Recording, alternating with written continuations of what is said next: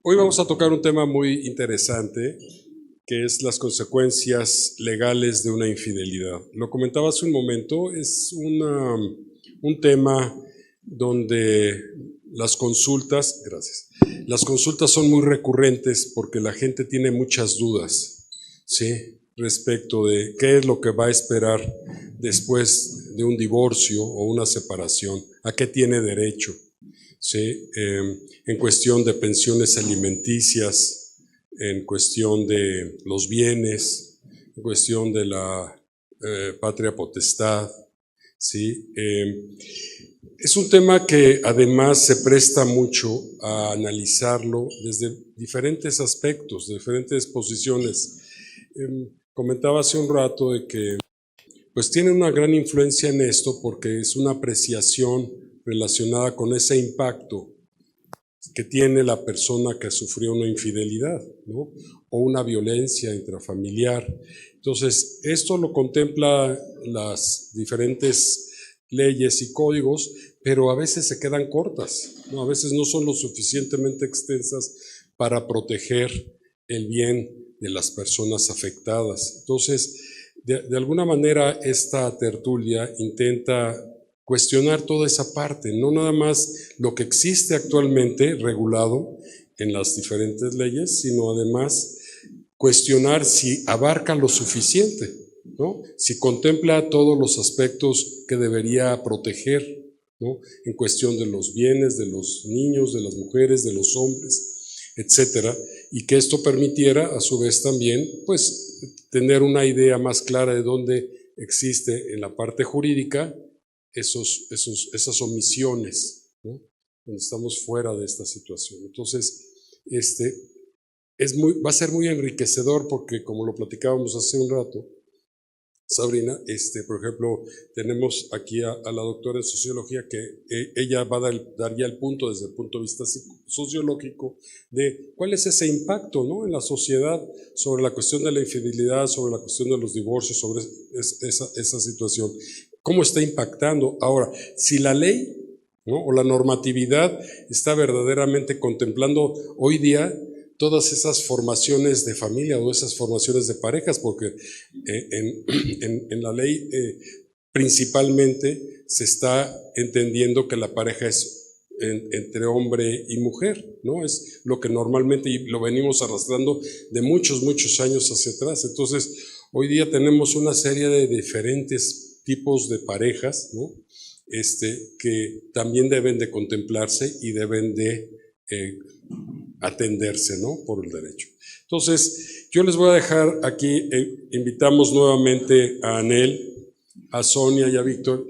Anel es, como ustedes saben, ella tiene un bufete de abogados y le pedimos a ella que hiciera la introducción de nuestro tema, y me gustaría también escuchar toda esta parte, ¿no?, desde el punto de vista médico, psicológico, sociológico, cada una de las puntos de vista de cada uno de ustedes. Pues bueno, vamos a iniciar con el tema que es consecuencias legales de la infidelidad.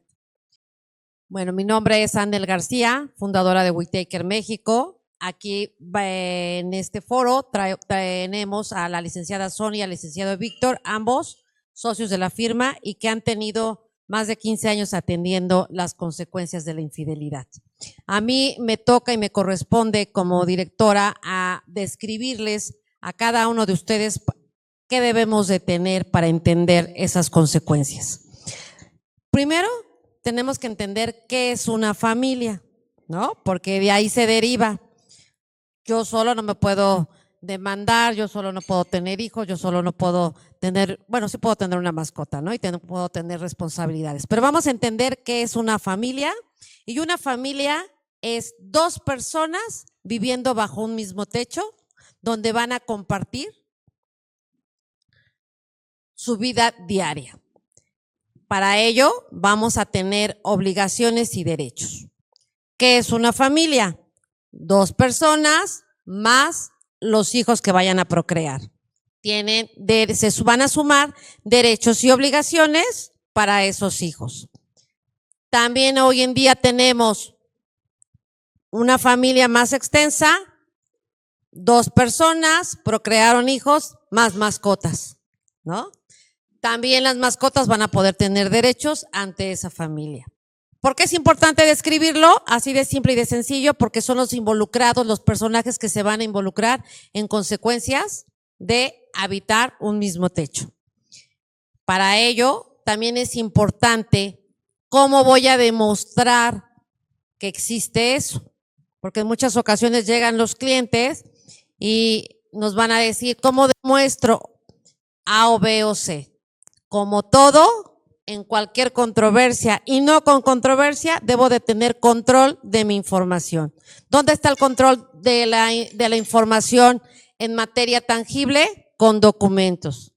¿Cómo? ¿Qué es un documento? Muy sencillo y muy simple. Tenemos que tener archivado y registrado nuestra acta de matrimonio. Tenemos que tener nuestras actas de nacimiento de nuestros hijos. Tenemos que tener la mascota registrada. Aquí vienen las interrogantes, ¿cómo demuestro que es mi mascota? Bueno, muchas veces vamos y compramos en una tienda, nos dan una factura por la mascota. Eso es tu acta de nacimiento de la mascota. Para pensar en derechos legales, pensar en una familia o en un amaciato también, ¿cuánto es el tiempo mínimo para poder determinar qué es ya una familia? Mi nombre es Sonia López Santiago. Antes que nada, agradezco la invitación que nos hicieron a la firma. ¿Quién soy yo? Soy licenciada en Derecho, orgullosamente de la Universidad Nacional Autónoma de México, y respondiendo a la pregunta, si nosotros no contamos con un acta de matrimonio, pero decidimos generar esta unión, tenemos que acreditar cómo se formó la familia. La ley nos establece que tenemos que tener una temporalidad de 2 años. Si esta temporalidad no se da, puede que antes hayamos tenido o concebido un hijo. Entonces ahí ya se configura el concubinato y nacen esos derechos y obligaciones de una familia. ¿Cómo lo acreditamos? Bueno, se mencionó que eran 2 personas viviendo en común bajo el mismo techo, ¿ok? Entonces tenemos que acreditar que ambas vivimos bajo el mismo techo esos 2 años. ¿Cómo? Pues con comprobante de domicilio, ¿no? Puede ser una factura de teléfono, una factura de luz, agua, que esté a nombre de uno o de preferencia que esté a nombre de que cada quien tenga su comprobante de domicilio. ¿Y si cada uno vive en su casa? No pudiera proceder. ¿Por qué? Porque la finalidad es que convivan en un domicilio. Te voy a enriquecer, Ruth, lo que acabas de preguntar. Y gracias, porque esto va a detonar, por regresar a la primera etapa. ¿Qué es una familia? La condición principal es que vivan bajo el mismo techo. ¿Quién? 2 personas.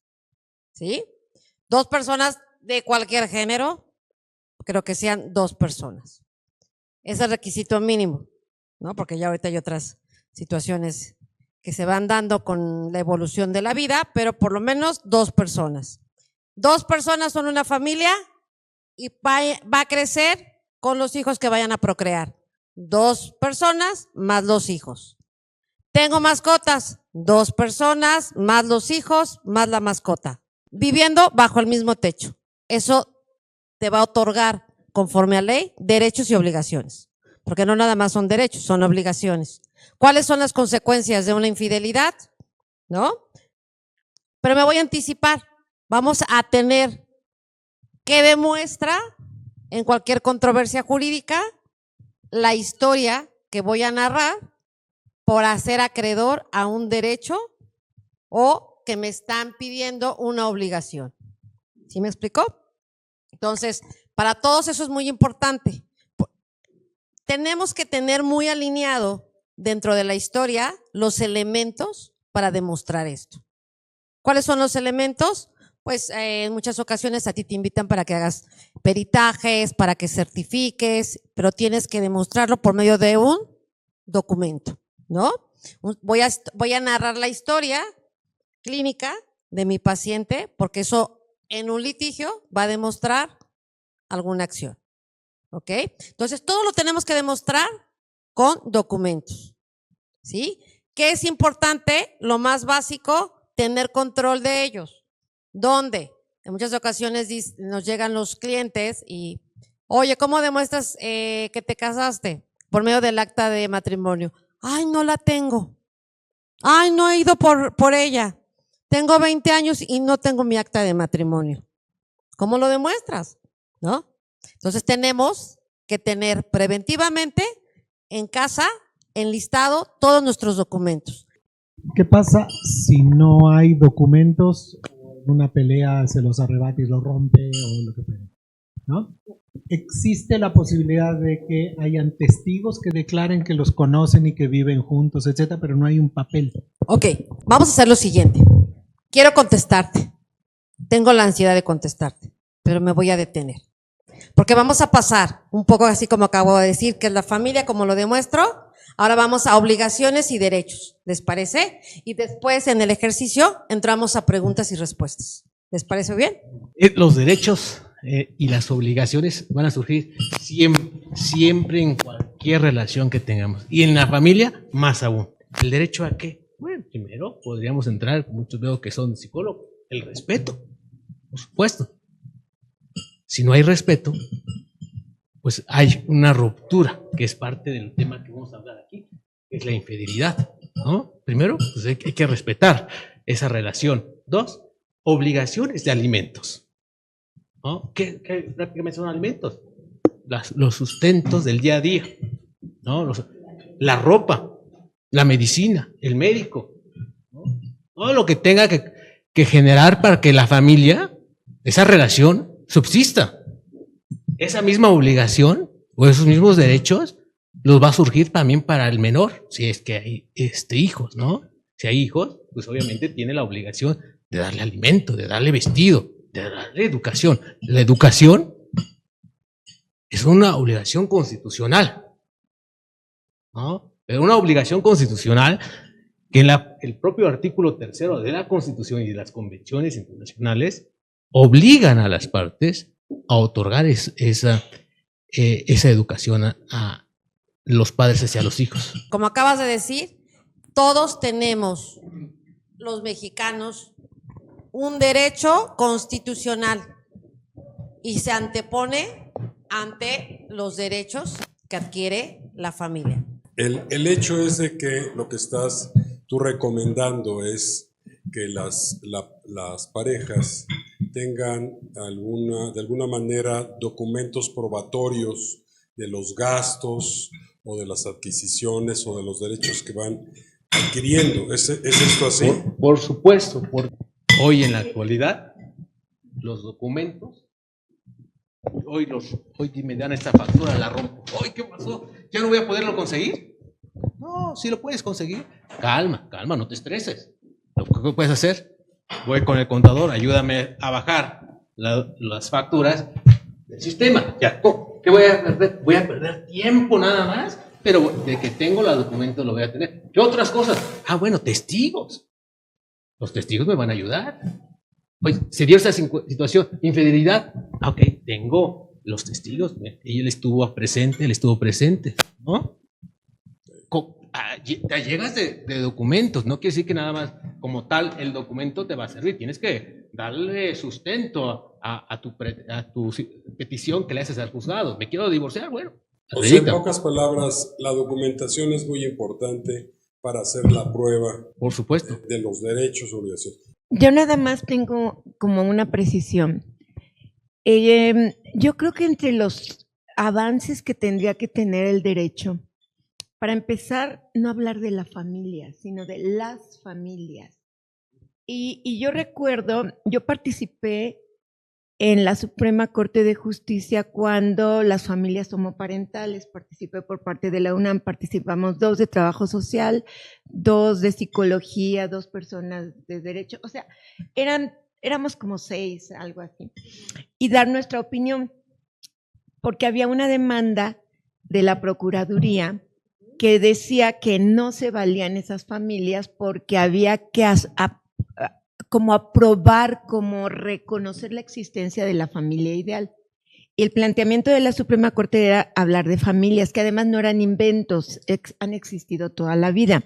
Eso por un lado, y me parece que no es anodino decir las familias, porque se incluye. Y por ejemplo, algo, no soy abogada, soy socióloga, pero algo que es muy común, parte de usos y costumbres, es que el refrigerador, la lavadora, el tocadiscos, lo que sea, y no se diga el radio, el carro o la casa, están a nombre del marido. O sea, eso es absolutamente real. Yo recuerdo, no era precisamente por divorcio, pero había mujeres que pretendían hacer un negocio porque hubo un programa de gobierno hace muchos años y les decían, tráigase las facturas de algunos de sus bienes y con eso nos sirve de respaldo para el crédito. Pues no había manera porque todo estaba a nombre del esposo. En algún momento, allá por los 2000 y tantos, 2010, no sé, en el Pedregal de Santo Domingo, en Coyoacán, que fue una invasión masiva en 1976, en una noche mexicana, en la época del Echeverría, invadieron 6,000 familias. Entonces, en algún momento trataban como de regularizar en aquel entonces delegación, y resultó que les pedían las escrituras. Pues las escrituras todas estaban a nombre de los varones que ya no vivían ahí, que vivían en otros estados, que además, o que tenían ya otra familia, o que bla, bla, bla. Y entonces decían, pues vamos a hacerse a nombre de las mujeres porque son las que ahí viven. Pues hasta muertas hubo. O sea, como que yo pienso que esto del derecho es muy complejo, es multifactorial y yo no sé, pero tendría que actualizarse de alguna manera. Decía Antonio Gramsci, un sociólogo italiano, que la forma de mantener el bloque histórico era a través de no cambiar el derecho, pero su lenguaje. Y me decía alguien que no es abogado, que es que luego hablan abogañol y no se entiende nada. O sea, por eso me encantó la propuesta inicial de Anel, hablemos en palabras llanas. Y yo les diría, por favor recuérdenlo porque es muy necesario que entendamos, porque es una de las barreras del derecho, y lo señala desde la sociología, que no se entienda, porque es parte del poder, del ejercicio del poder. Vamos a entender que como consecuencias de la infidelidad, vamos a escenificar cuál es mi peor escenario en una infidelidad. El peor escenario siempre lo podemos interpretar con el divorcio, ¿no? O la separación. Y retomando, ¿qué debo de tener preventivamente para cuando llegue ese caso? Y les vamos a facilitar a las personas que nos están escuchando qué deben de tener para no desperdiciar una consulta de abogados para cuando llegue. Análogicamente, para los médicos, cuando llega el paciente y me duele algo, pero si le digo, me duele algo y ya traigo mis estudios de laboratorio, les voy a facilitar y ya no me vas a cobrar doble consulta porque ya no me vas a mandar a ir a ver a los laboratorios. Bueno, no siempre, pero lo voy a tomar como un ejemplo me pasa porque cuando voy con mi endocrinóloga me dice, Anel, es que no te fuiste a hacer los exámenes del laboratorio, te tengo que mandar y hasta que tengas los exámenes regresas a consulta.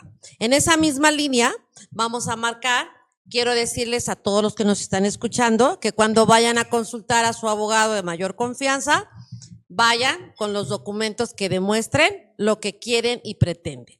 Van a llevar muchas dudas. ¿Qué debo de llevar? Mis documentos que demuestran que tengo derecho a acta de nacimiento de los hijos, acta o factura de la mascota o un certificado de adopción. No lo tengo, no pasa nada, llegan con el abogado y van a tener casos atípicos que van a poder darles diferentes alternativas para que puedan demostrar que son titulares que tienen como parte de derecho y obligaciones con esos documentos. Ahora voy a pasar al escenario de tengo hijos. ¿Cómo demuestro que tengo alimentos con los hijos, ¿no? Bueno, ¿por qué es importante documentarlo? Porque tengo en defensa, si me voy a mi peor escenario, que llevar a cabo una demanda. Hay dos maneras que tengo de ganar un asunto. Uno por fondo y otro, el fondo quiere decir, cuando les diga el abogado, es que tengo el fundamento de legal para poder, o las herramientas para poder ganar el asunto, y otro de forma, ¿sí? El de forma es que tengo los elementos conforme al proceso que dice la normatividad en un código, en una constitución, ¿ok? Y para eso voy a llamarle los elementos de prueba, ¿ok? Bueno, una de las consecuencias es el divorcio. Y cuando voy a divorciarme, voy a dar por terminado un contrato. Puedo tener un contrato escrito o puedo tener un contrato de palabra. Eso los abogados van a explicarles cómo se puede tener. Pero debo de demostrar que tengo el hijo con el acta de nacimiento y ese hijo es acreedor porque es menor de edad, tiene derechos. ¿Qué derechos tiene cuando es mayor de edad? ¿Hasta qué edad te tengo que dar la educación? Pero tengo que demostrar con una parte documental, ¿ok? Todo lo que vamos a utilizar son los documentos para poder exigir un derecho. Por eso me estoy entreteniendo en que debemos de tener los derechos. Quisiera interrumpirte un poquito.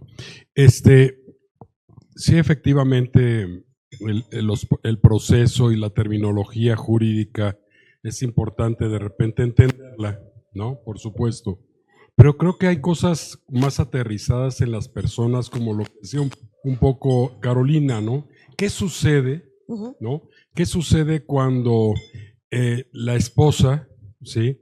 No tiene nada a su nombre y la documentación está a nombre del esposo, o el esposo en algún punto, ¿sí? Puso la casa y los bienes a nombre de la mamá, ¿no?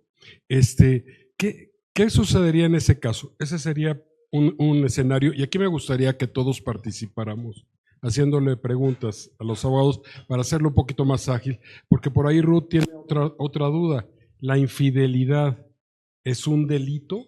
O sea, ¿es un problema delincuencial o está contemplado dentro de la legislación civil, ¿sí? Hoy día, como una causal de divorcio como eran antaño? O sea, ¿qué pasa con la infidelidad desde ese punto de vista? O sea, yo creo que deberíamos de arrancar contestando esa pregunta. ¿Es un delito? ¿Es un elemento para poder jurídico para separarse? ¿Qué consecuencias tiene eso en la parte de tú y yo vamos a separarnos y esto me va a servir a mí para o meterte a la cárcel? Digo, estoy exagerando, por supuesto, esa es la respuesta, ¿no?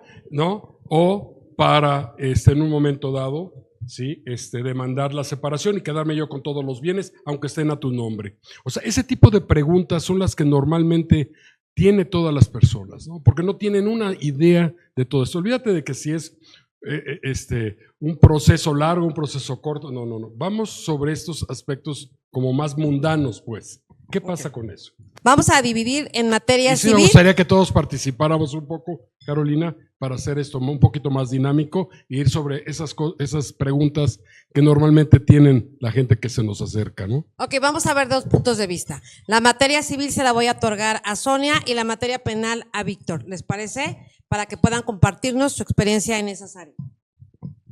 Bueno, en materia de familia, derecho de familia, actualmente no existen causales de divorcio. Basta la simple voluntad de cualquiera de las partes para acudir ante el órgano judicial y decir, quiero divorciarme. Y no es necesario. Absolutamente nada. No, pero es importante que nosotros cuando presentemos nuestra solicitud de divorcio, sí generemos una narrativa de todo lo que pasó en nuestro divorcio, cuando nos casamos, cuando tuvimos hijos, dónde vivimos, qué tipo de alimentación tenemos, si adquirimos o si se adquirió durante compramos en Walmart o compramos en el mercado. Claro, claro, es importante. ¿Por qué? Porque el juez va a analizar la capacidad económica de las partes para poder fijar una pensión alimenticia. Entonces, desde que nosotros planteamos nuestra solicitud, sí tenemos que darle los elementos al juez de cómo fue nuestra historia. La historia. En pareja. Es correcto. Lo que gastábamos en pareja. Es correcto. Desde que nosotros presentamos. Sabemos que sí se va a dar, se va a decretar la disolución del vínculo matrimonial. En el proceso, el juez nos va a invitar a que llevemos a un convenio. De hecho, desde que presentamos nuestra solicitud, debemos de exponerle de qué manera podemos conciliar todas esas relaciones y esos derechos y obligaciones que surgieron del matrimonio. ¿Cómo? Bueno, yo quiero quedarme con los hijos, entonces yo pido una guardia y custodia, así se llama, ¿no? Jurídicamente, ¿qué es? Que yo quiera vivir con los hijos que se procrearon o que se adoptaron. ¿Qué pasa? Pues va a tener un derecho de visitas y convivencias con los hijos. En este caso, si agregamos dentro de esas familias una mascota, pues también tenemos que plantearlo desde un principio. ¿Qué va a pasar? Bueno, yo me voy a quedar con la mascota, pero te voy a dar chance de que también convivas y que saques a pasear al perro. Bueno, adquirimos bienes, ¿se adquirieron o no se adquirieron bienes? Es súper importante, como lo manejaba la licenciada Anel, contar o revisar nuestra acta de matrimonio. ¿Por qué? Porque desde que nosotros nos casamos, ahí establecemos bajo qué régimen patrimonial va a funcionar nuestro matrimonio, bajo una sociedad conyugal o bajo una separación de bienes. ¿Qué es eso? Ok, la sociedad conyugal es que todos los bienes que se adquieran durante el matrimonio es de ambas personas, de ambas partes, a menos, no sé si ustedes han escuchado el tema de las capitulaciones matrimoniales.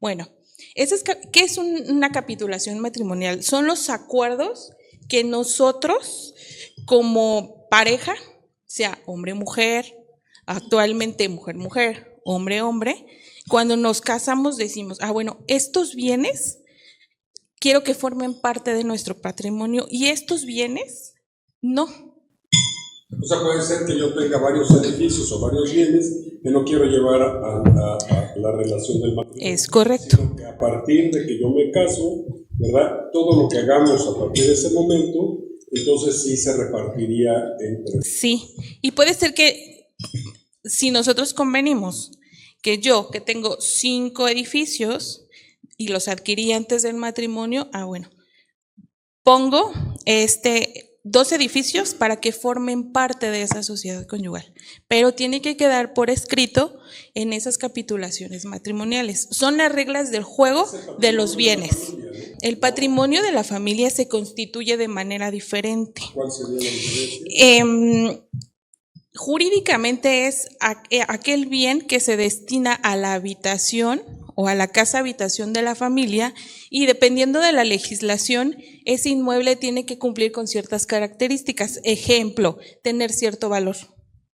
Yo no puedo comprar un inmueble que cueste 10 millones de pesos y decir voy a constituir mi patrimonio de familia. ¿Por qué? Porque puede prestarse a que yo constituí o quiero constituir ese patrimonio de familia para crear un fraude de acreedores. Ejemplo. Entonces, tiene que ser un elemento básico para la subsistencia de la familia. Son reglas específicas ese patrimonio familiar.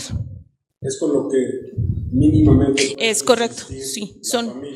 En algún punto, si estos bienes no se...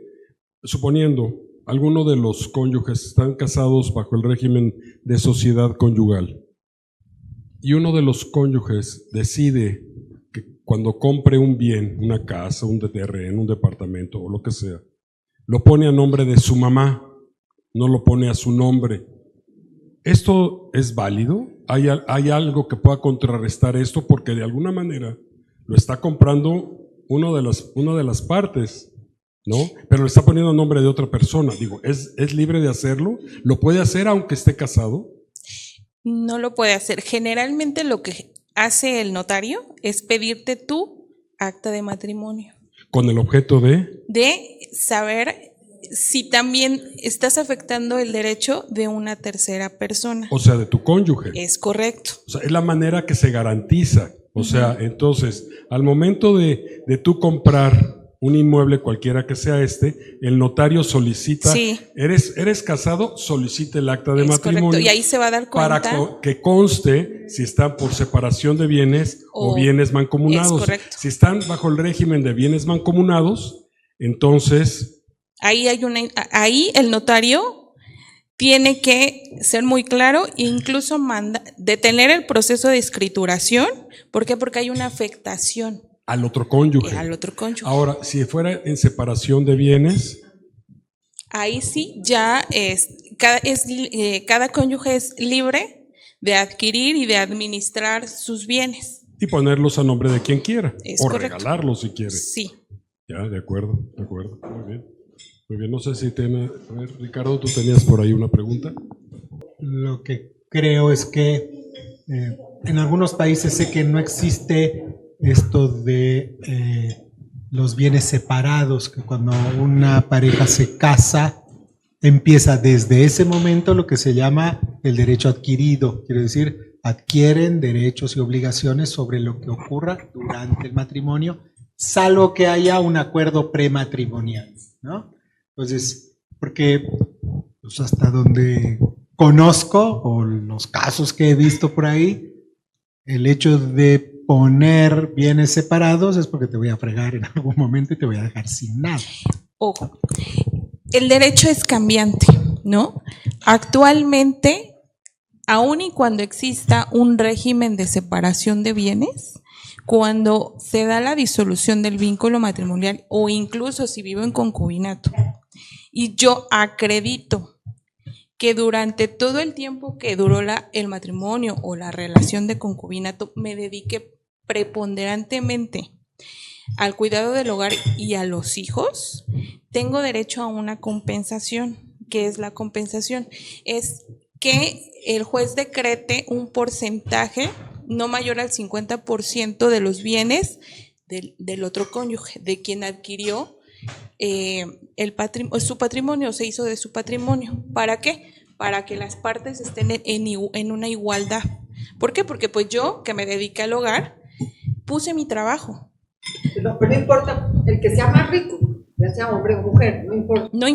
No importa el género, importa el rol que jugamos dentro del matrimonio. Si yo me dediqué o aporté al matrimonio la administración al hogar y al cuidado de los hijos, pues obviamente tengo derecho a una indemnización, y esta indemnización es hasta un 50% de los bienes de mi cónyuge o de mi pareja. Si ella trabaja, Si ella trabaja, aunque sea medio tiempo en una escuela. no, o sea, la ley es que te hayas dedicado de manera preponderantemente al hogar. Ahí hay una cuestión interesante. Y la otra que quisiera remarcar, si me permite toda la mesa, es cuando hablamos de infidelidad, es un hecho individual o de la pareja, y creo que no cabría pensar la infidelidad igual a divorcio.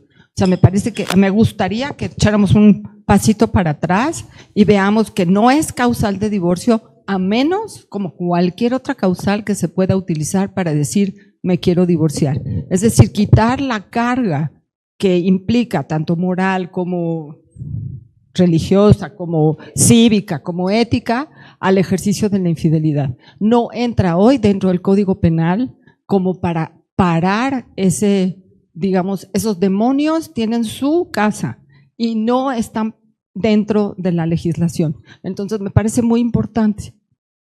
Quiero saber si es correcto. Ojo, a ver, muy interesante lo que estás diciendo. Sin embargo, la Sonia fue muy clara en decir, la causal de divorcio solamente es con una simple petición de alguna de las partes. Anteriormente tenía el código 18 causales. Se derogaron. No hay necesidad de demostrar el por qué te quieres divorciar, simplemente la voluntad. ¿ok? La consecuencia de una infidelidad en muchas ocasiones puede ser el divorcio. O no, es una posibilidad. En muchas ocasiones las parejas, ¿no?, quieren demandar el derecho que tienen sus hijos para recibir una pensión alimenticia. Y preguntan, ¿me tengo que divorciar? No, son dos cosas diferentes, ¿no? Si me quiero divorciar, es más, a veces se quieren divorciar las parejas y siguen viviendo juntas, ¿no? Porque ya son temas para otras cuestiones, ¿sí? Pero ¿es necesario divorciarme para pedir la pensión alimenticia de mis hijos? No. El tema penal ahorita no lo vamos a detener un poquito para seguir tratando este tema, ¿ok? Pero voy a regresar a tu cuestionamiento. ¿Es injusto cuando una persona no trabaja, se dedica al 100%, ¿sí?, y que queda sin nada? Les voy a dar unos tips a las personas, porque en muchas ocasiones nosotros también aceptamos cosas, ¿sí? Cuando nos dan la pensión alimenticia, la pareja, dicen, te voy a poner dentro de la nómina de la empresa y te voy a dar el dinero. Y las personas no se asesoran, no revisan. Y sí les llega a su cuenta bancaria la cantidad de dinero, pero por concepto de salario. No trabajó, pero sí recibía un salario. Por eso al inicio yo mencionaba, es importante que revisen sus documentos. Y uno de ellos es cómo recibo la pensión, qué dice dentro de mi estado de banco cuando me introducen la cantidad de dinero, por qué concepto. Si es salario, tú estás aceptando que estás recibiendo una nómina. El día de mañana que tú quieras demandar el derecho a tu compensación, no la vas a poder obtener, porque ya está demostrado que estás laborando. ¿Cómo demuestro la parte de laborar? Y cuando hablábamos del, tengo que tener físicamente la documentación y que el licenciado Víctor decía, pues hoy en día sabemos todos que la contabilidad es digital y que hay certificados digitales que emite Hacienda. Un salario es demostrado por medio de un recibo de nómina que viene con un sello digital. Entonces, ojo, por eso es muy importante, y retomando al principio es, ¿qué tengo? ¿Cómo lo demuestro? Porque esos elementos te van a servir para cuando tengas las consecuencias y quieras demandar una pensión alimenticia, una custodia, una patria potestad, una pérdida de la patria potestad de la otra pareja, que es ahí sí vamos a ver también temas penales, ¿no? ¿Qué pasa si yo como obligado tengo que darle alimentos, tengo que darle educación e incumplo? ¿A qué soy acreedor? ¿No? Entonces, sí, adelante. Exacto.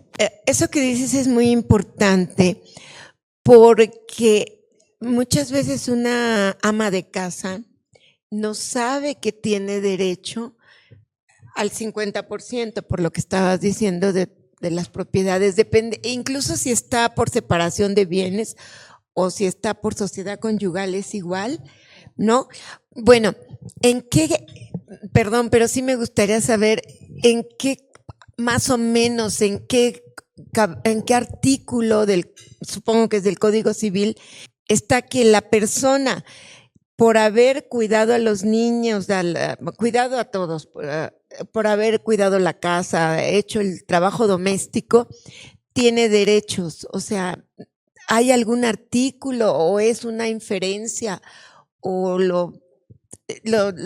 así lo dice el abogado, la abogada? No sé, ¿cómo se justifica? ¿Cómo se respalda? ¿En qué código y más o menos en qué artículo? Vamos no nos vamos a meter en específico en artículos, porque si si tocamos artículos, podemos generar alguna mala asesoría. Vamos a hablar de los casos como te vamos a contestar referente Bueno, la normatividad es el Código Civil y tiene un apartado en materia familiar. Está la Constitución, los derechos que tenemos todos los mexicanos, por ser simplemente mexicanos, como es el derecho a la educación y el derecho a la salud. Entonces, vamos a entrar en los temas particulares, pero no me gustaría, Sonia, y quiero que contestes tú esta pregunta, entrar en temas de artículos en específico, porque no a todos les van a acomodar, pero sí tocamos o vamos a fundamentarnos en el Código Civil, donde viene el apartado en materia familiar, y teniendo en cuenta que nosotros tenemos 32 estados y cada uno tiene su propia legislación. Por eso no me quisiera meter en artículos, porque podemos no dar correctamente una… es correcto, pero todo está en el Código Civil y en la Constitución. Entonces, retomamos tu pregunta y te la va a contestar la licenciada Sonia. La institución de la familia constitucionalmente está regulada y protegida en sus artículos 1 y 4 constitucional. De ahí que las legislaciones de los estados están obligadas a salvaguardar esos derechos que constitucionalmente tenemos, ¿no? El tema de la indemnización en la Ciudad de México sí está regulada y así expresamente se dice, ¿no?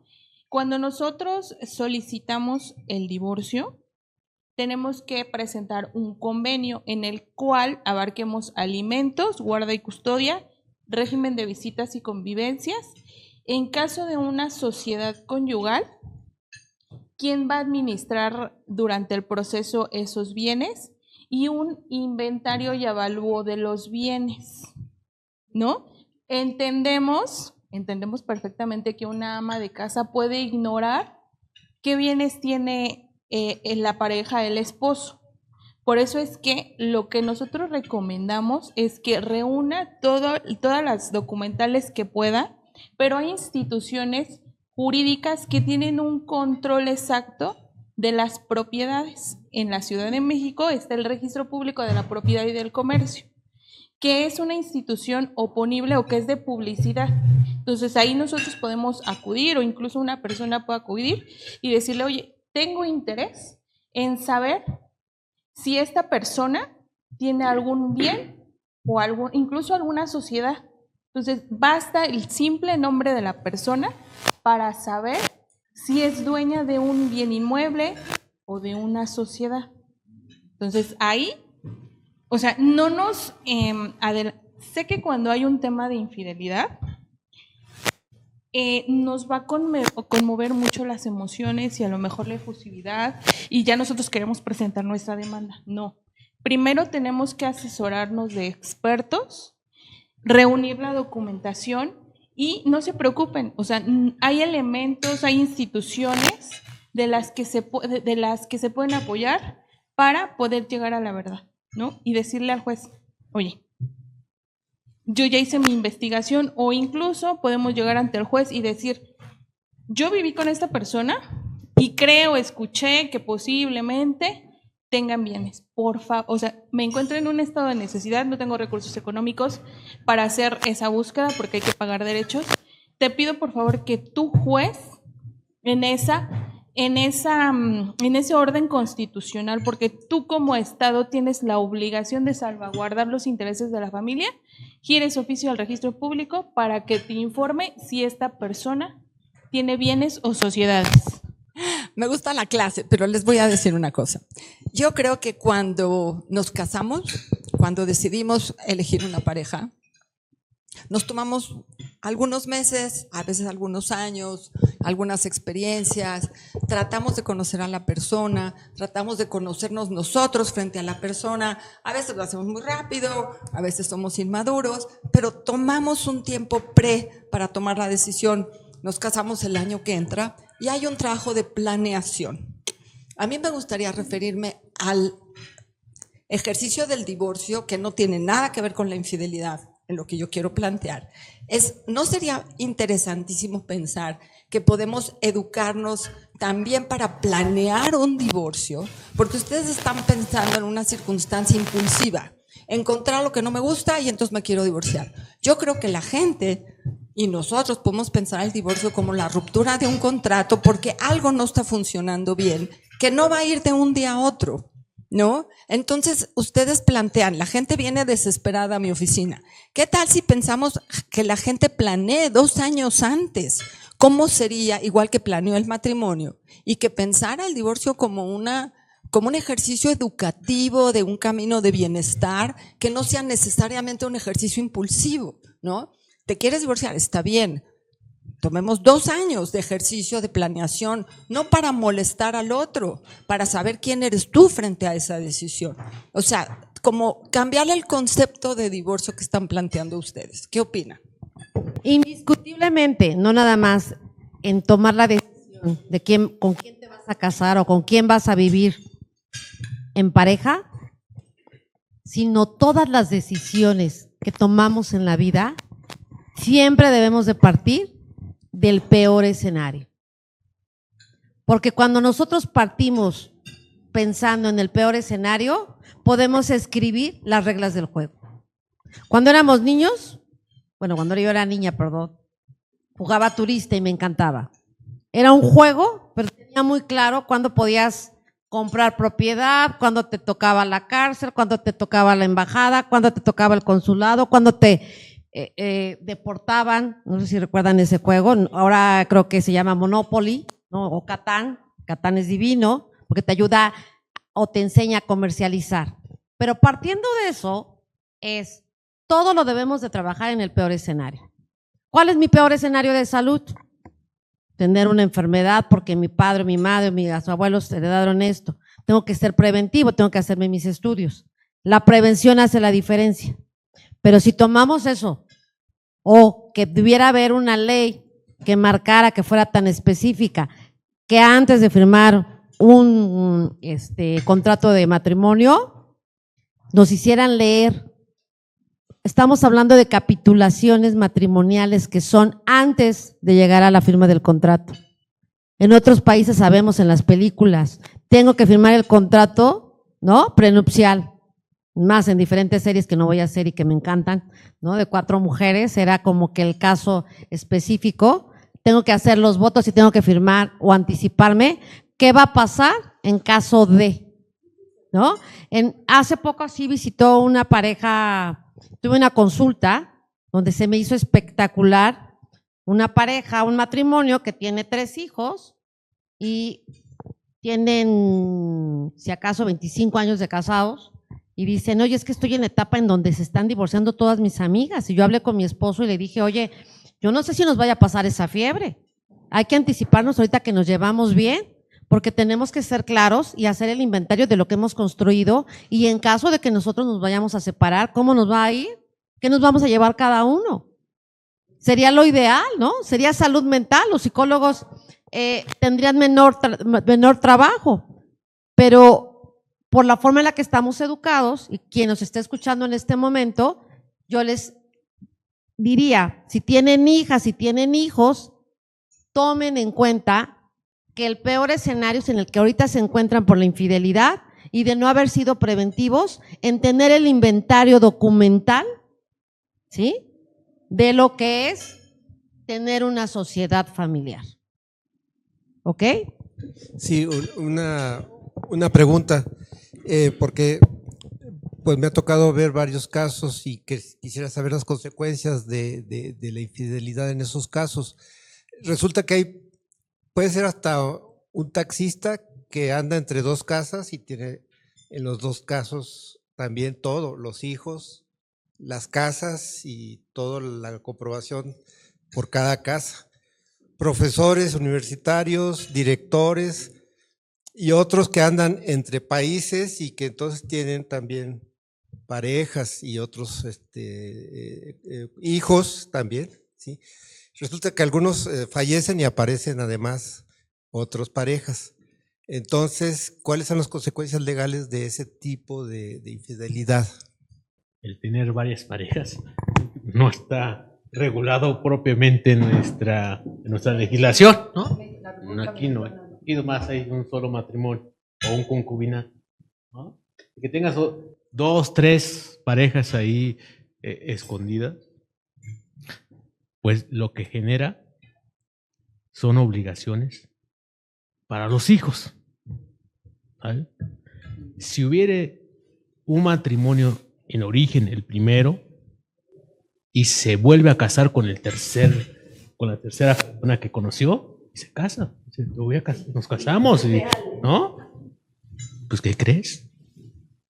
Ese matrimonio no surte efecto, es como si no se hubieran casado. Y decir la tercera, la que se casó, oye, me quedé fuera. Pues la realidad es que la ley dice que va a subsistir el primer matrimonio. ¿Y no tiene derechos esa tercera persona o segunda persona? Sí, claro. Los hijos, a ver, quisiera escuchar. Claro. En relación a los hijos y en relación a la pareja, ¿qué pasaría? Porque esto es real. Sí, claro, y pasa muy frecuente, ¿no? Y en cuanto a los hijos, en una familia disfuncional que no sea matrimonio, que sea lo que sea, tienen derechos. ¿A qué derechos? Como si fueran nacidos en el matrimonio. ¿Y qué pasa si no los registran con sus nombres, no los reconocen? No los reconocen. ¿Qué sucede si no lo reconocen? O sea, el padre que engendró a ese hijo no lo reconoce y no tiene su nombre en el acta de nacimiento. Okay. Pensemos que es un menor. No lo reconoció, dice, no, eres mi hijo. Dice, no, espérate. Vamos a hacer una prueba. Una prueba de ADN y se comprueba si esa persona es el padre y consecuentemente si se comprueba con ese medio de prueba médica, tiene la obligación. ¿Cómo se lleva ese proceso para hacer una indagación del ADN del padre? ¿Se le llama ante el juez? ¿Se lleva ante un laboratorio? ¿Se obtiene la información en una comida? ¿Cómo se hace eso? Quisiera un poco de explicación al respecto. Este proceso legalmente se llama reconocimiento de paternidad. ¿Ok? Es un menor de edad. Este menor de edad no puede ir solo ante el juzgado y decir, oye, dicen que esa persona es mi papá, ¿no? Tiene que ir representado, ¿cómo? A través de la madre. La madre tiene que velar e solicitar ese proceso, iniciar ese procedimiento, ¿no? Reconocimiento de paternidad. Ok. Entonces, no podemos nosotros con este vaso ir a un laboratorio clínico y decir, determínenme la compatibilidad entre este vaso y este vaso. ¿Por qué? Porque hay un derecho a la privacidad. Entonces no lo podemos hacer nosotros como particulares. Lo tiene que ordenar una autoridad judicial.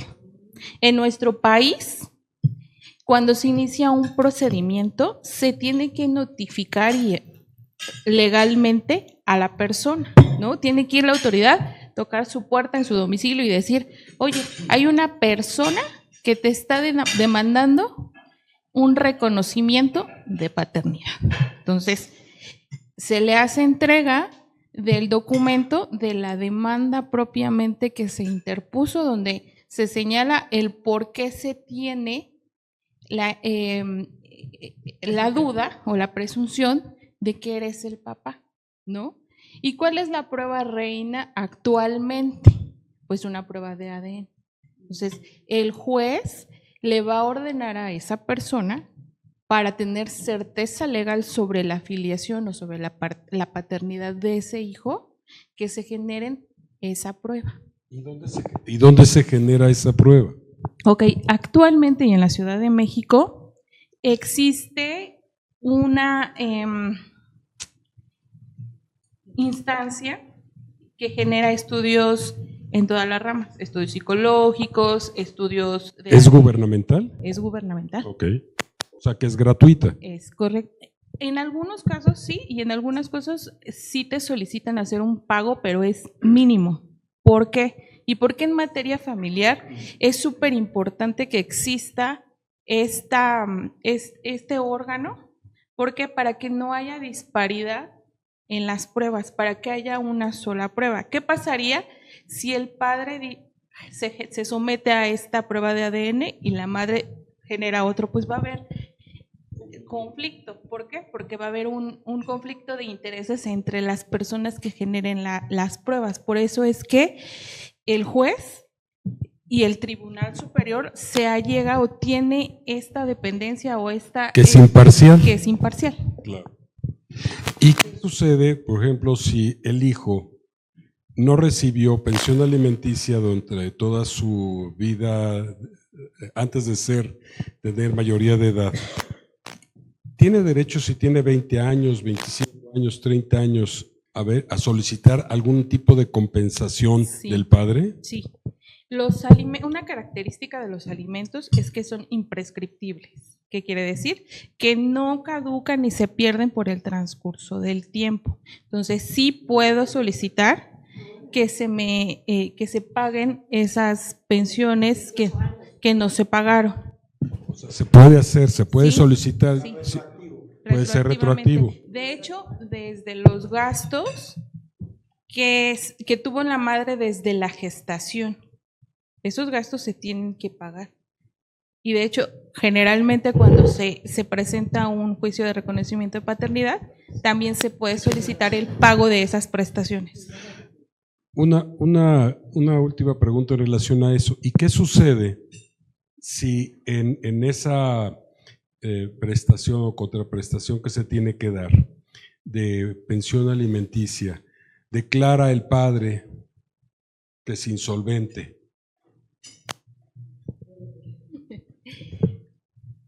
Perdería, bueno, como no son imprescriptibles los alimentos, en algún momento va a tener recurso. Y en ese momento, pues yo puedo ejecutar lo que se haya determinado líquidamente en cantidad que se me pague. ¿No procede algún tipo de delito, alguna situación si es que yo me niego a pagarlo porque no tengo supuestamente ingresos? Pues se tendría que acreditar tendríamos que ver si en la realidad no tienes ingresos o los estás ocultando, ¿no? Muy usual nos llegan en el sentido de que quien tiene que proveer los alimentos hace todas las actividades a fin de ocultar cuáles son sus ingresos reales, ¿no? Y ese ocultamiento sí contrae una sanción, ¿no? Que puede ser, dependiendo la materia, en materia penal, pues sí pudiera configurarse con algún delito de abandono, de fraude. ¿Por qué? Porque estás tú ocultando tus ingresos a fin de dañar a una persona. El abandono sí. Ahora, actualmente en el Distrito Federal hay una como el Buró de Crédito. Te mandan a la lista de deudores alimenticios. No, eso es otra cosa. Pero una lista de deudores alimentarios que te va a frenar para un tema de crédito o un tema bancario.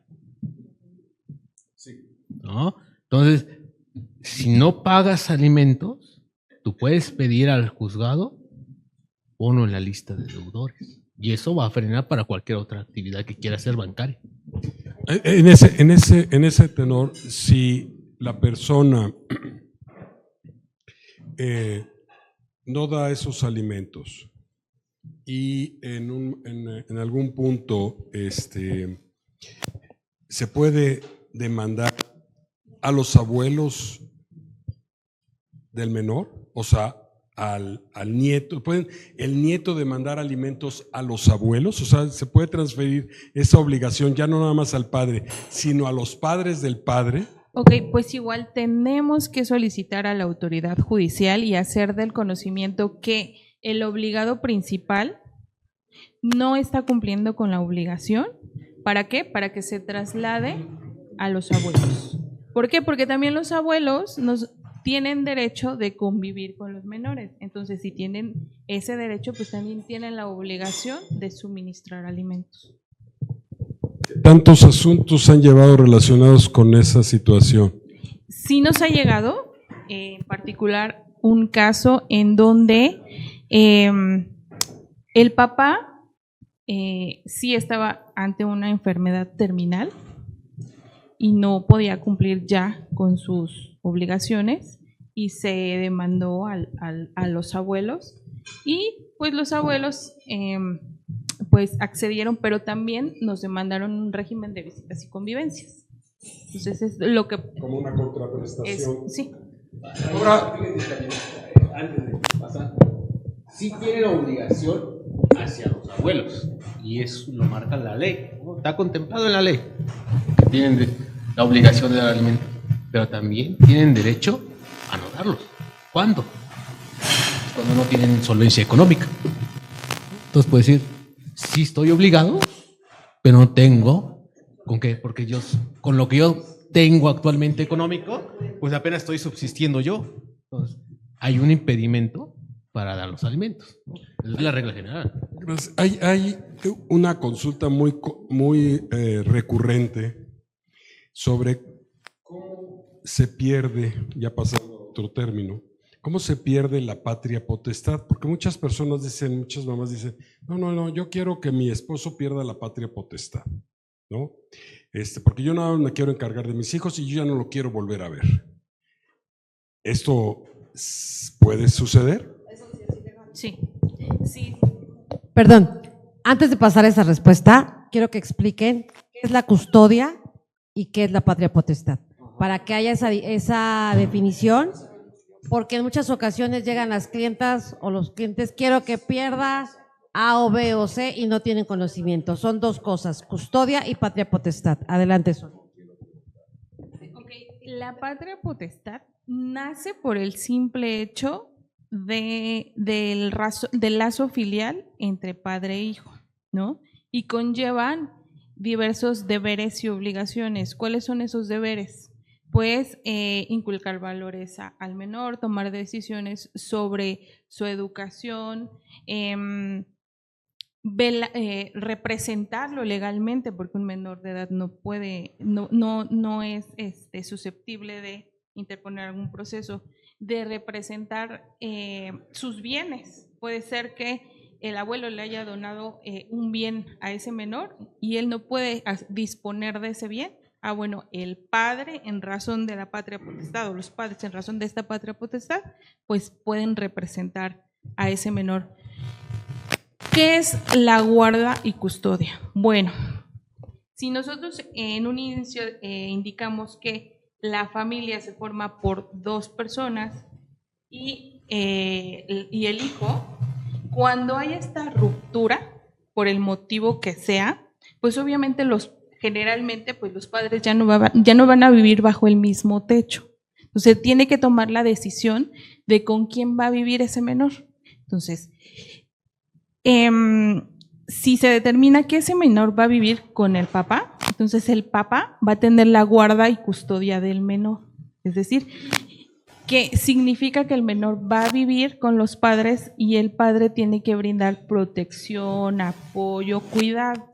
Y el otro padre, que no vive con el menor, va a tener derecho a tener un régimen de visitas y convivencia. Entonces, ahí es la separación. Uno, o cómo lo podemos definir, es guarda y custodia cuando se vive con el menor.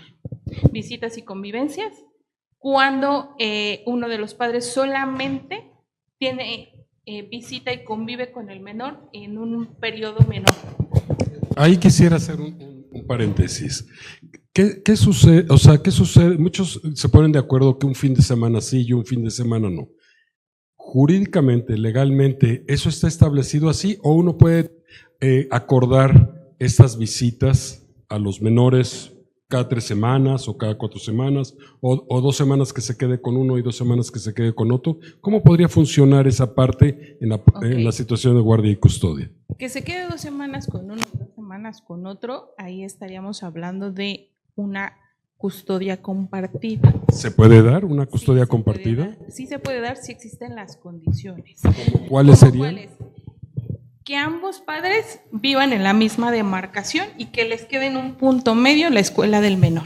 ¿Por qué? Porque lo que se procura es que el menor no tenga no se dañen sus intereses, ¿no? Entonces, no pudiera darse una custodia compartida si el papá vive en Toluca y la mamá vive en la Miguel Hidalgo.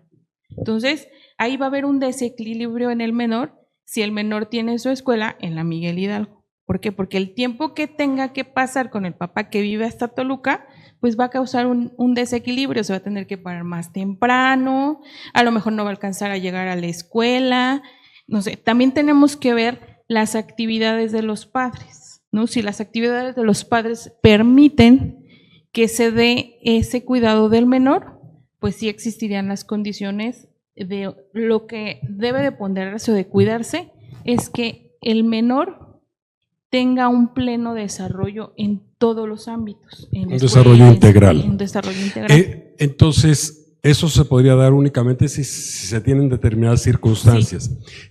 Y también se podrían acordar los fines de semana que puede convivir con el padre con el que no vive el menor. También podrían ser más de 2 al mes, podrían ser 3. Sí, sí se puede dar. Mientras haya acuerdo entre los padres, todo se puede hacer. Sí, pero la limitante que marca la ley es que las visitas y convivencias no se interpongan con las actividades escolares de los menores, ¿no? O sea, yo no puedo, aunque yo me ponga de acuerdo con mi pareja en que se conviva los miércoles de 9 de la mañana a 6 de la tarde, pero el menor va a la escuela. Entonces, ahí, aunque yo me ponga de acuerdo, va contra lo que dispone la ley. Entonces, ahí sí, esa es la limitante, que no se interponga con las actividades escolares y el descanso de los menores. Hay una nueva modalidad, que es que los que se van son los papás. Y la casa conyugal se mantiene y cada papá una semana, otro papá otra semana, y no se toca en nada el movimiento ni el desajuste del bienestar de los menores. Hay también otras alternativas. Sí, lo que debe de cuidarse es el bienestar de los hijos, independientemente de la relación que tengan los papás y que no sea contrario a lo que establece nuestra legislación. Sí, ahí hay un punto interesante donde le daría la palabra a la doctora Ruth, pero todavía falta una pregunta más. ¿Ya? Bueno, es abogado. No.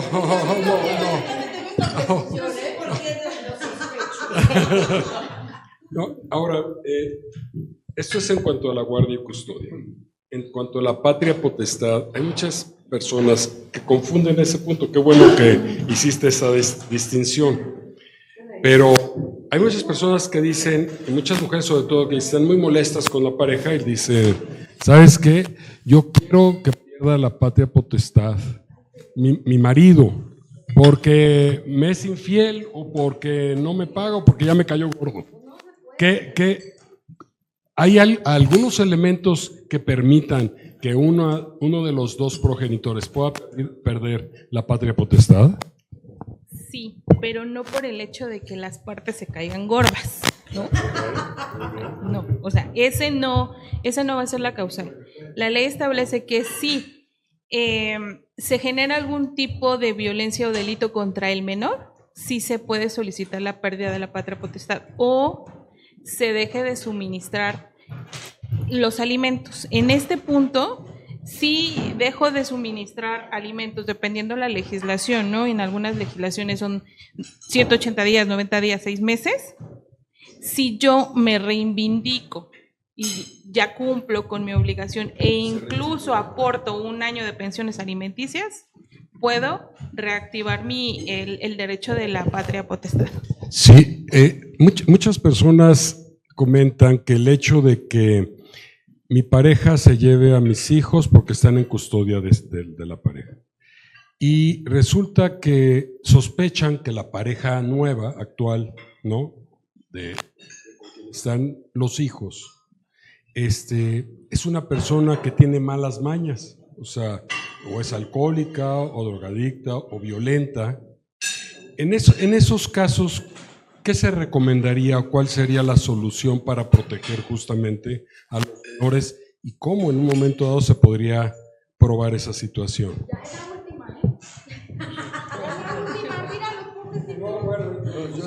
los puntos. Ok. no basta la presunción o lo que yo crea, ¿no?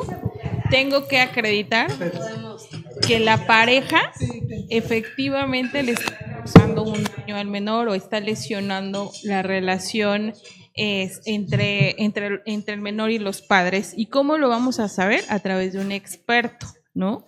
Tenemos que acudir con un psicólogo que determine si efectivamente existe un daño de la pareja, del papá, hacia el menor. Ajá.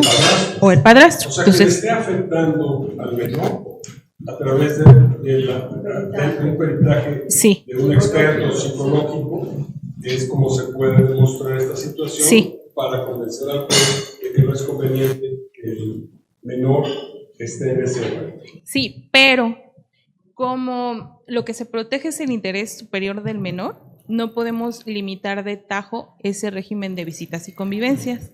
Tenemos que buscar opciones. Una opción se llama las visitas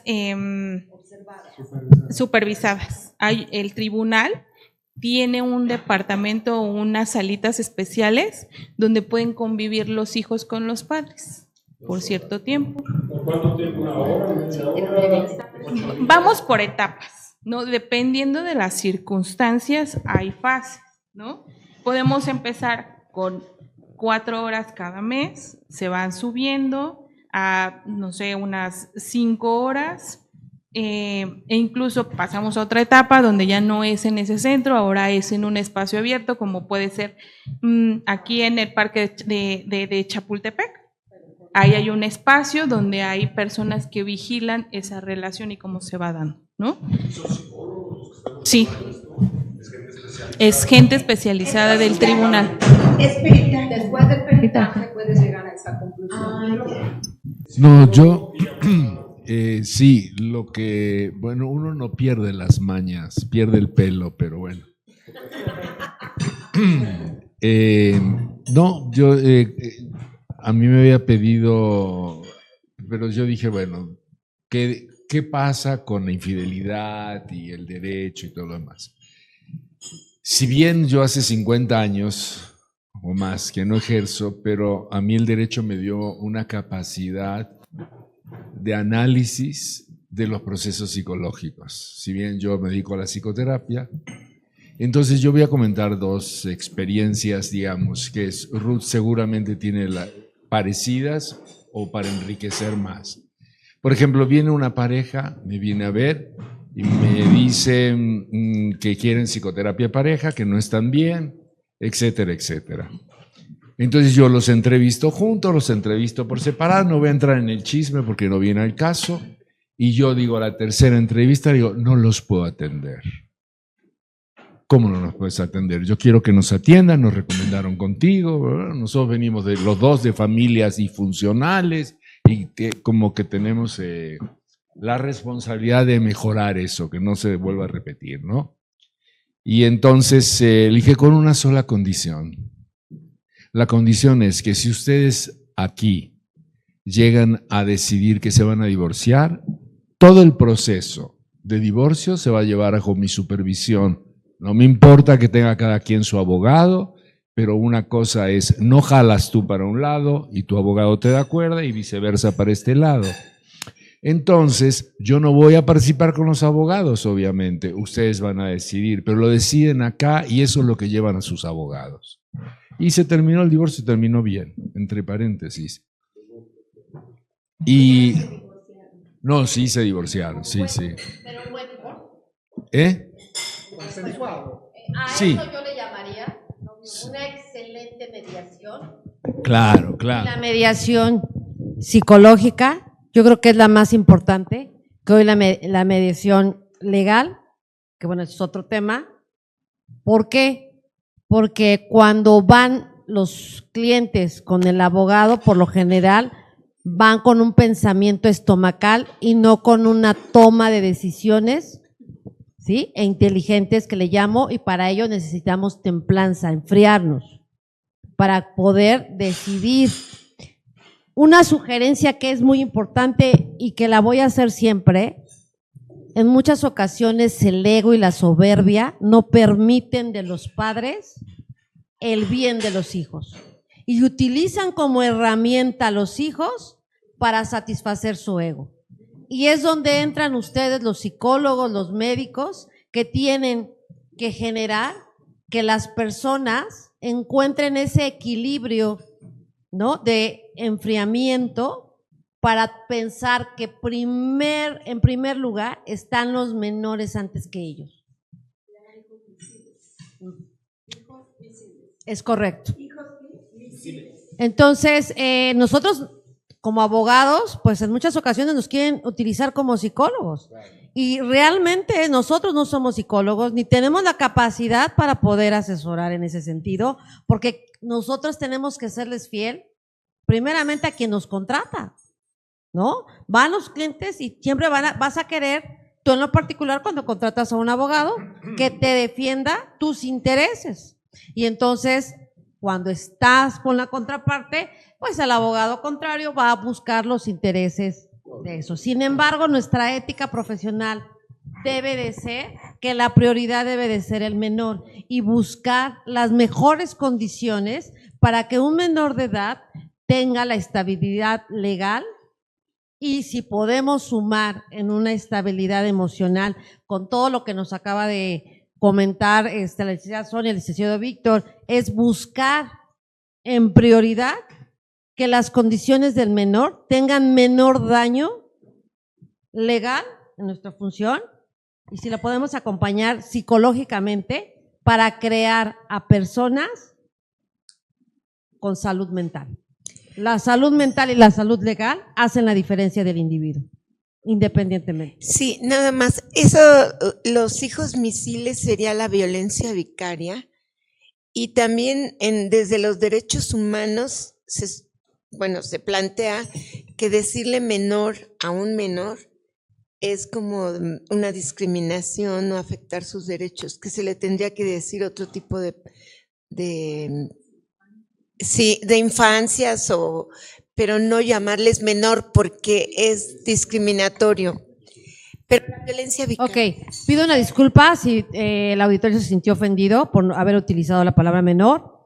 Sin embargo, bueno, lo que quise decir es una persona que tenga menor a los 18 años cumplidos, es donde tenemos que vigilar ese bienestar. Un paréntesis también en esa edad es, tenemos obligaciones de alimentos y de educación, siempre y cuando sea el estudio continuo hasta los 25 años. ¿Ok? Entonces, pido una disculpa, pero voy al tema de violencia vicaria. Hugo, nada más un comentario. A lo que me refiero, que nuestro trabajo consiste en orientar a las personas que cuando van a ir a una situación jurídica, que evalúen plenamente cuáles son sus necesidades, cuáles son sus preocupaciones, y a veces tenemos que utilizar una herramienta que se llama interpretación y decirle, es que no estás en condiciones en este momento de tomar una decisión. Sí, por eso me retrasé un poco, porque se me retrasaron los pacientes y una pareja fue al final. Y entonces dije, yo voy a ir ahora a ver de qué se trata del tema, con eso cerré la sesión para zafar. Y entonces digo, ustedes llevan 14 años con conflicto y se siguen reclamando los temas de hace 10, 8, 14, como si fueran el día de ayer. Entonces no va a haber forma de reparar lo que hay que reparar. Entonces, ese tema nosotros sí lo manejamos y no estimulamos a la violencia en el sentido contrata a alguien, contrata a otro, así como nosotros también referimos a valoración psiquiátrica a un paciente cuando consideramos que tiene algún problema, algún trastorno que sale más allá de los parámetros donde nosotros no medicamos, pero sí sabemos de psicofarmacológica y neurológicamente, porque si no tenemos que entender cuáles son los efectos secundarios de un paciente que está medicado. Entonces nosotros tenemos una profesión que seguimos estudiando materias que no corresponden a nuestro ámbito de estudio original, por más que tengamos licenciatura, maestría y doctorado, como la doctora, que ella me ganó antes, aunque es mucho más joven que yo. Sí, estudiante de los primeros años de su carrera, entre paréntesis, yo estaba haciendo la maestría, imagínate. A lo que voy y termino es, sí, nosotros estamos en un ámbito donde los abogados en derecho de familia tienen llegadas a muchos aspectos y nosotros también. Entonces, el tema es que no estamos ni peleados con las demás profesiones, todo lo contrario. Para poder salvar, también recomiendo a mis colegas abogados que a veces le digan a un paciente, a un cliente, perdón, está nervioso, no, yo quiero partir de nuevo, entonces ve a ver al psiquiatra, no lo mandes con un psicólogo, primero porque a lo mejor al psiquiatra, porque hay ansiedad, tú no sabes qué es la ansiedad, sí te la imaginas porque la vives, pero no es lo mismo cuando alguien tiene ansiedad de verdad, ¿no? Entonces yo digo que es un tema de colaboración multidisciplinario, porque sociológicamente y antropológicamente todo pesa, y a veces la legislación o el legislador ha dejado lagunas y en derecho no puede haber lagunas. Y nosotros estamos llenos de lagunas como seres humanos. Hugo, una pregunta. ¿Es medible el daño moral que se le puede hacer a un hijo o a una pareja?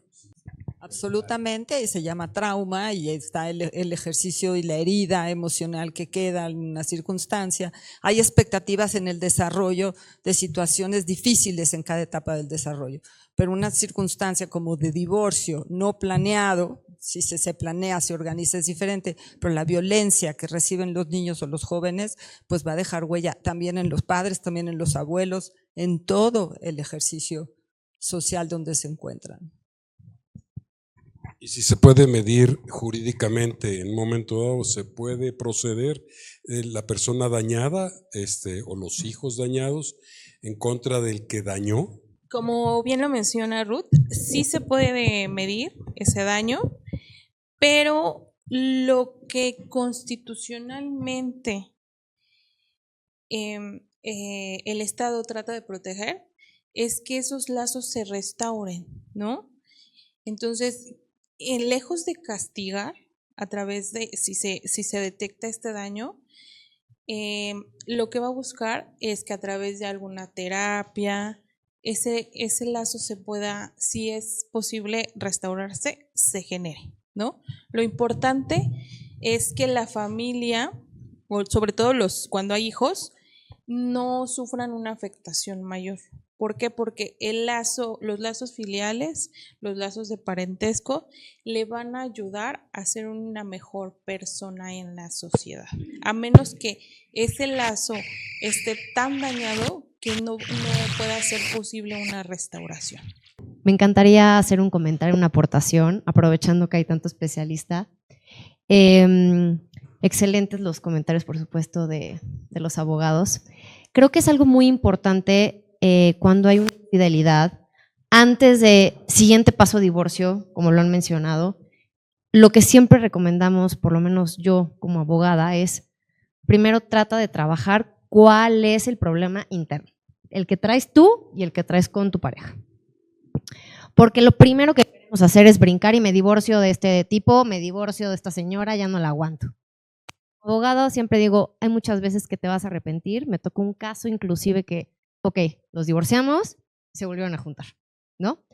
Entonces, y pasa más seguido de lo que ustedes creerían, ¿eh? También, entonces, la recomendación para el auditorio y por supuesto para todos mis colegas es tratar siempre de llegar a una mediación, tratar de siempre llegar a acuerdos y de trabajar con nuestros psicólogos, de la mano de nuestros psicólogos, de nuestros psiquiatras, primero el problema. Digamos que el aspecto legal es una segunda etapa. Nosotros los abogados somos ya, si todo salió mal, ya estamos nosotros. Pero no piensen en, híjole, ya me fue infiel, voy a buscar un abogado mañana. No. Busquen a un terapeuta mañana. Platiquen con su terapeuta. Lleven a sus hijos también a terapia. Y bueno, por supuesto, nosotros, si esto no llega a un buen final, pues los abogados trataremos también de hacer este trabajo, porque es un trabajo difícil el derecho de familia, porque los abogados también somos un poco psicólogos y no estudiamos esa profesión. Entonces, para nosotros también es una carga emocional difícil, que vienen obviamente nuestros clientes y nos lloran, nos explican, nos cuentan, nos enseñan todo, 17,000 screenshots y tratar de manejar este problema no como una novela, sino como algo muy personal, también es complicado para los abogados y a veces también el cliente, pero es que no me entiende. No, a ver, no, yo quiero entenderte con todo el alma, pero nosotros tratamos de ser lo más técnico también que podamos hacer en beneficio de nuestro cliente. Entonces, por eso yo nada más quisiera cerrar esto, o por lo menos mi comentario, agradeciendo por supuesto la invitación, una excelente aportaciones legales y psicológicas de los especialistas, haciendo esta recomendación. Por favor, cualquier tema que tengan, la mayoría de ellos se pueden resolver primero en casa. Oye, Sabrina, voy a tomarla yo un nada poquito más la palabra. hago un comentario de un maestro que tuve que nos asesoraba. Bueno, no importa. Dijo, hay 3 profesiones que tratan con la miseria humana: los médicos, los psicólogos y los abogados. Y a mí se me quedó como premisa, porque es cierto, y tú lo acabas de mencionar. ¿Qué pasa con las enfermedades de transmisión sexual? ¿Qué pasa con la pareja que se infecta, ¿no?, y presume que fue su pareja la que le transmitió este bicho y este problema? ¿Has tenido clientes o pacientes relacionadas con eso, Ricardo? ¿Qué opinión tienes al respecto? ¿Y esto ha trascendido al ámbito jurídico? Y ahorita que nos contesten un poco eso. Bueno, digamos, nosotros somos quizás un poco el detonante de todo esto, ¿no? Porque cuando hay una enfermedad de transmisión sexual y se detecta ahí empieza, ¿no?, o el reconocimiento de que hay alguna otra persona, o pues llegan las parejas enojadas, ¿no? Ahí en el consultorio a veces hasta discuten ahí a veces, no sé qué, ¿no? Y sí, nunca me ha tocado a mí que me hayan citado a declarar por una enfermedad de transmisión sexual, pero sí hay colegas que sí han sido citados. Y no hay cómo demostrarlo, porque no puedo demostrar que antes no lo tenía y ahora lo tiene. Aunque pueda demostrar eso, nunca puedo demostrar que se lo contagió de esta persona, ¿ok? Porque pues pudo habérselo contagiado de otra persona y que no es de esta, o que ya lo tuvo, o que la otra persona la haya contagiado, etc. Más cuando se trata de virus. Las bacterias mal que bien se transmiten en forma casi como una regla. Si tú lo tienes, tú también.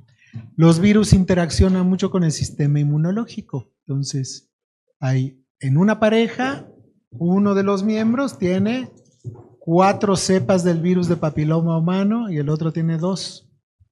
Y conviven juntos y están juntos años. Y no podemos decir nada al respecto. ¿Ok? Entonces, sí es un tema, sí es un problema, y todo el tiempo tenemos las parejas que vienen enojadas con nosotros. Y lo único que podemos hacer es tomarles una prueba, llegar al diagnóstico de lo que tienen y ofrecerles un tratamiento. No podemos hacer nada más. Ricardo, una duda. Ese tipo de virus siempre se transmite sexualmente. No puede ser que lo hayan adquirido de alguna otra manera, transfusión de sangre, o en un baño, en la alberca, en algún otro lado que no sea transmisión sexual. Pues algunas no. No, muchas enfermedades de transmisión sexual son por contacto sexual, ¿no? Entonces sí, digo, siempre está, ¿no?, te secaste con la toalla que usó el tío y ese es un degenerado, bueno, okay. De la taza del baño, la alberca. Realmente no. ¿Y qué procede en ese caso? ¿Hay daño en la pareja que recibió ese virus? O sea, y que a lo mejor lo pudo haber hecho la pareja de manera premeditada. Este sería un tema de derecho penal, ¿no? Si hubo premeditación, alevosía, ventaja, ¿no? Entonces tendríamos que revisarlo en el ámbito penal. En el ámbito civil, porque en el familiar, como ya se mencionó, no hay una causal de divorcio. O sea, ya no es, ay, me genera una transmisión de una enfermedad sexual, pues no tendría. Pero pues civilmente pudiéramos solicitar un pago por los daños y perjuicios que se generaron ante esa enfermedad. Obviamente pues tendríamos que también acreditar que efectivamente pues la enfermedad la adquirimos de nuestra pareja. Claro, pero eso es imposible determinar eso, ¿no? Entonces hay que ponderar ciertas situaciones. Es imposible determinar eso, ¿no? Porque pues la parte sexual es una cuestión privada y uno puede tener relaciones con él y yo como sé de dónde, ¿no? Claro, no, es imposible determinar eso. Inclusive... Yo he visto una resolución, una sentencia que condene para daños por temas de transmisión sexual. No lo hay, precisamente por lo que acabo de decir. Ahora, por ejemplo, que poco se sale del tema, pero alguna vez escuchamos de que una señora demandó al marido y a los médicos por haberle hecho la vasectomía al paciente sin haber sido consultada la señora, la esposa, porque estaba planteado como que el matrimonio es una sociedad de hecho y uno de los miembros de la sociedad tomó una determinación que afecta a ambos. ¿Ok? Sé que no prosperó y nada, pero sí estuvo interesante, digamos, ¿no? Cuando pedimos el consentimiento informado, se lo pedimos al paciente. No le preguntamos si está casado, ¿no? A mí qué me importa. O sea, al paciente y 1 o 2 testigos, que puede ser cualquiera. Entonces, sí, a veces nos metemos en unos bretes que no nos corresponden, ¿no? Y qué bueno que uno viene a aprender un poquito para hasta uno profesionalmente protegerse, ¿no? Pues si no tienen algún otro comentario, creo que damos por terminado el día de hoy nuestra tertulia. Pues bien, gracias, Anel, gracias a tu equipo, gracias a tus socios, Sonia, Víctor, les agradecemos mucho esta participación. Platicaron cosas muy interesantes, creo que todos aprendimos muchas cosas, ¿no? Centramos muchas otras ideas y creo que vamos a ayudar a muchísima gente a que disipe, ¿no? sus dudas respecto a estos temas que muchas veces no se atreven a consultar o desconocen, no tienen los medios para poder conocer o identificar cuáles son las alternativas que tienen, y como bien lo dices, Anel, y bien lo dicen por aquí también, pues es una manera de ayudar a todo este público que nos escucha y que nos ve, para que puedan tener un mejor criterio, ¿no? Y poder resolver mejor este tipo de problemas. Les agradezco a todos su participación y pues nos vemos la próxima tertulia, nuestra 15ª tertulia, ¿no? en mes y medio. Les agradezco a todos su participación y esperemos que la hayan pasado bien. Gracias, Pablo.